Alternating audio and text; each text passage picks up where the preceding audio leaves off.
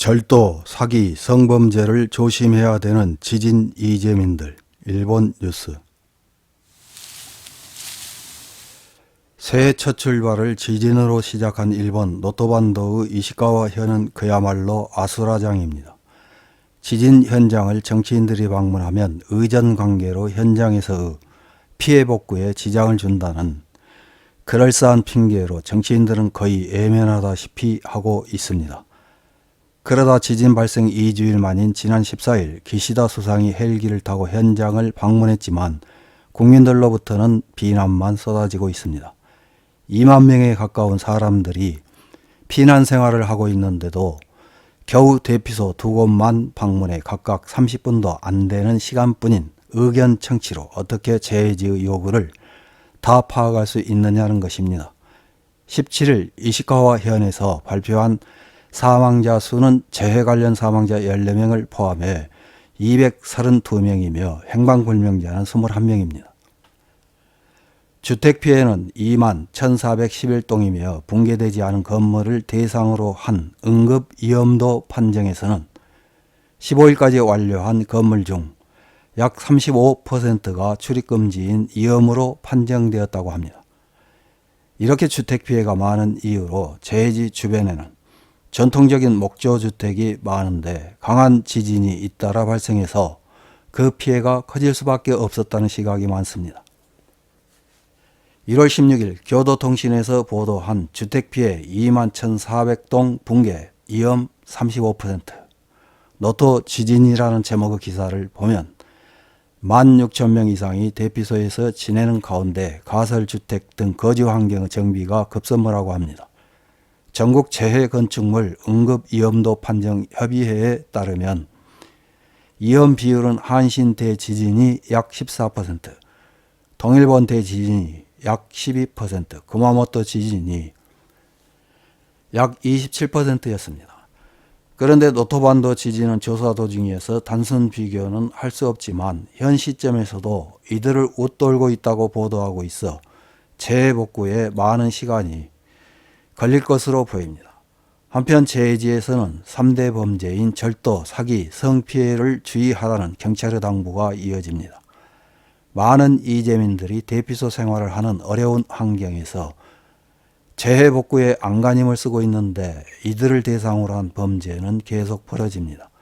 절도와 사기, 성범죄는 과거 동일본 대지진, 한신 대지진, 구마모토 지진에서도 벌어져 이재민들을 힘들게 했는데 이번 노토반도 지진에서도 여전히 발생하고 있습니다. 어떤 사람이 아름다운 나라, 정직한 국민들이라고 칭송한 일본에서는 왜 이렇게 어려운 일이 닥칠 때마다 서로 도우면서 헤쳐나가려고 하지 않고 나쁜 일을 계속 반복할까요? 이시카와현 경찰에는 부서진 주택을 블루시트로 덮어야 한다는 업자들의 꼬임에 넘어간 주민이 설치를 의뢰했는데 통상 5만에서 6만엔인 비용을 12만엔이나 청구당하거나 기와 수선 작업에서도 고액을 청구당하는 등 총 44건의 관련 상담이 있었다고 합니다. 현장에서는 가짜 자의관에 의한 빈집 털이도 발생하고 있어 주의를 당부하고 있습니다. 그런가 하면 페이페이의 송수신 기능을 악용한 부정행위나 사기 행위도 확인되고 있으며 SNS상에서는 이재민을 가장해 기부를 모집하는 게시물, 아이를 위해서라며 양심에 호소해 금전을 편취하는 수법도 발견되고 있습니다. 그 밖에도 지원 물자의 모집을 호소한 업자에게 지원 물자를 착불로 보내는 민폐 행위가 발생했습니다. 도착한 물자를 확인해 보니 편의점의 나무젓가락이나 개봉안, 조미료와 냅킨 등 이재민 지원에는 사용할 수 없는 것도 많았습니다.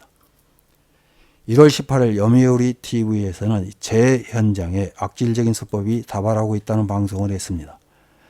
방송에서는 재해지의 범죄를 크게 공궁형, 편승형, 스트레스형 세 가지로 분류했습니다. 공궁형 범죄는 이재민이나 관계자에 의한 식량 등의 도둑질, 약탈, 차량이나 휘발유 절도, 불법적인 잔해물 처리 등 생존을 위한 어쩔 수 없는 범죄라고 합니다.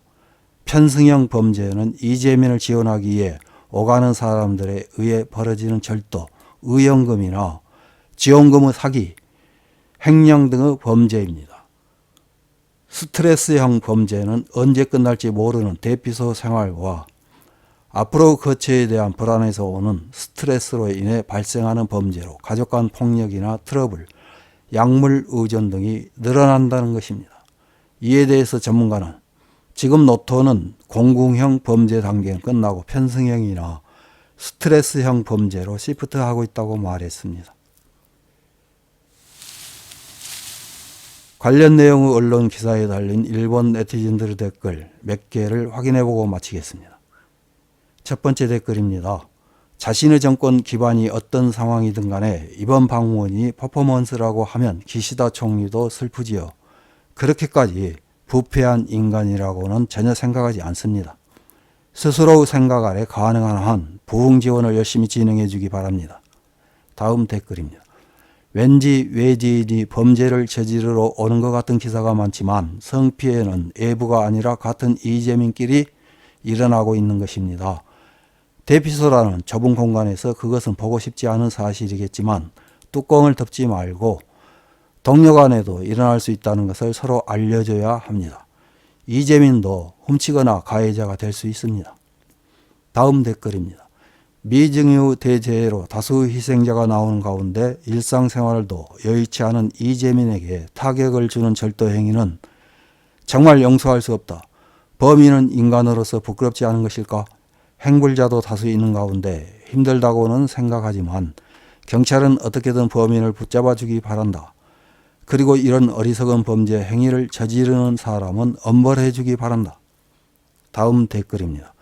외국인 이주자가 늘어나면 범죄도 늘어나는 것 같네요. 한신 아와지 때도 도난 피해 등은 있었지만 이렇게까지 많지는 않았던 것 같아요. 외국인이 가해자로 정해진 것은 아니지만 포도나 멜론, 양돈장에서 돼지를 훔치거나 과거에는 없었던 도난 사건이 늘어나고 있는 것은 확실합니다.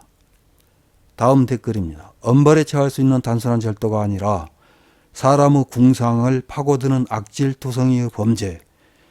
이런 사람이 잡혔다는 뉴스가 조금 더 전해지지 않는 것은 왜 그럴까? 잡힌다면 그것을 대대적으로 뉴스로 다루면 억지력도 될 것이다. 경찰도 매스컴도 제대로 역할을 해주기 바란다. 이상입니다.